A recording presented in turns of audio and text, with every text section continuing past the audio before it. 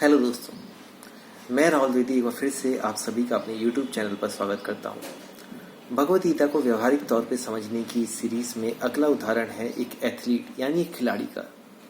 खासतौर पर वो खिलाड़ी जो 100 मीटर रेस में दौड़ते हैं, जिन्हें हिंदी में धावक भी कहा जाता है। तो एक एथलीट की जब ट्रेनिंग होती है, जब उसे सबसे पहले दौड़ना सिखाया जाता है, और चाहे भले ही उसे दौड़ना आता हो, फिर भी वो अलग अलग ट्रैक के हिसाब से अपने आप को ट्रेन करता है, अलग अलग टूर्नामेंट के लिए अपने आप को ट्रेन करता है। तो जब उसकी ट्रेनिंग होती है, जहाँ वो अपने शरीर का ख्याल रखता है, अलग अलग तरह की कसरतें करता है, अलग अलग तरह की स्ट्रेचिंग करता है, अलग अलग तरह की सूक्ष्म व्यायाम करता है और अपने आप को बेहतर से बेहतर बनाने की कोशिश करता है, वो होता है उसका कर्मयोग, जब वो दौड़ने की प्रैक्टिस कर रहा होता है। और एक प्रैक्टिस होने के बाद जब वो उस प्रैक्टिस को एक डिसिप्लिन में लाता है कि ये जो मैं सीख रहा हूँ ये बना रहे, जो मैं खान पान खा रहा हूँ ये बना रहे, जितनी मैं नींद लेने की कोशिश कर रहा हूँ वो पूरी होती रहे, जितनी मैं प्रैक्टिस करने की कोशिश कर रहा हूँ वो पूरी होती रहे।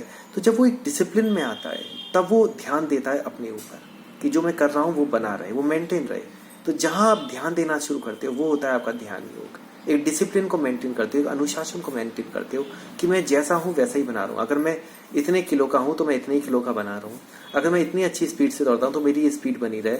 अगर मेरा वजन शरीर का सही है तो इतना ही बना रहे। अगर मेरी शरीर की संरचना ऐसी बाहर से अच्छी स्ट्रांग दिख रही है तो ये ऐसी ही बनी रहे। तो हर चीज को एक डिसिप्लिन में लाने की जब कोशिश करता है तो वो उसका ध्यान योग है।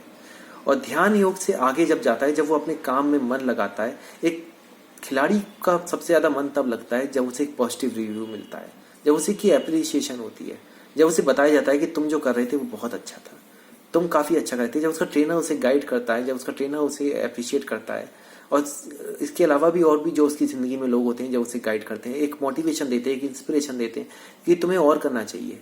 तो जो अप्रिशिएशन, मोटिवेशन, इंस्पिरेशन उसे लोगों से मिलती है, वो उसका भक्ति योग है, क्योंकि वहां से उसका लगन लगती है। एक तारीफ जब उसे मिलती है, एक प्रेरणा उसे जब मिलती है, तो वहां से उसकी लगन होती है और वहां पे उसे दौड़ने का मन करता है और भी ज्यादा बेहतर होने का मन करता है। एक लगन जब मिल जाती है, एक तारीफ जब मिल जाती है, तो वहां से उसका भक्ति अपने काम में लगने लगती है। और ये सब होने के बाद जब उसकी परफॉर्मेंस बेहतर होती है, जब उसकी स्पीड बेहतर होती है, जब उसकी एक्यूरेसी माने सही तरीके से टारगेट पे पहुंचने का जो तरीका होता है, एक्यूरेट तरीके से, एकदम सही तरीके से अपने टारगेट पे पहुंचना, सही वक्त पे पहुंचना, यानी सही स्पीड पे पहुंचना।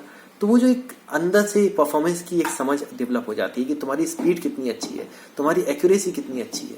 तो वो जो स्पीड और एक्यूरेसी होती है, वो उसका ज्ञान योग है, जो उसकी परफॉर्मेंस को डिसाइड करते हैं। और ये सब होने के बाद जब एक एथलीट पूरी तरीके से तैयार होता है, जब वो इस हालत में पहुंच जाता है कि वो कोई भी टूर्नामेंट जीत सकता है, जिस भी कंपटीशन में जाए वहां पे सबसे अच्छा परफॉर्म कर सकता है, तो वहां से उसका राजयोग शुरू होता है। जब वो टूर्नामेंट को जीतता है, जब वो एक विनर बनता है, जब वो सिर्फ एक एथलीट नहीं रहता, एक चैंपियन बन चुका होता है, एक विनर बन चुका होता है, वो उसका राजयोग है। जैसे कि मैंने कई अपने उदाहरण में बताया कि राजयोग में सिर्फ आनंद दिया जाता है, अपने टूर्नामेंट को जीता जाता है, जिस काम के लिए आपने अपने आप को माहिर बनाया था उसका एक्सपर्ट बनाया जाता है।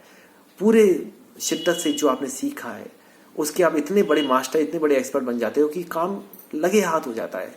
तो इसीलिए कहा जाता है जो जब आप काम में दिल लगाते हो, when you love what you do and when you do what you love, जब आप वो काम करते हो जिसमें आपका मन लगे, तो अपने आप उसके एक्सपर्ट बन जाते हो, मास्टर बन जाते हो।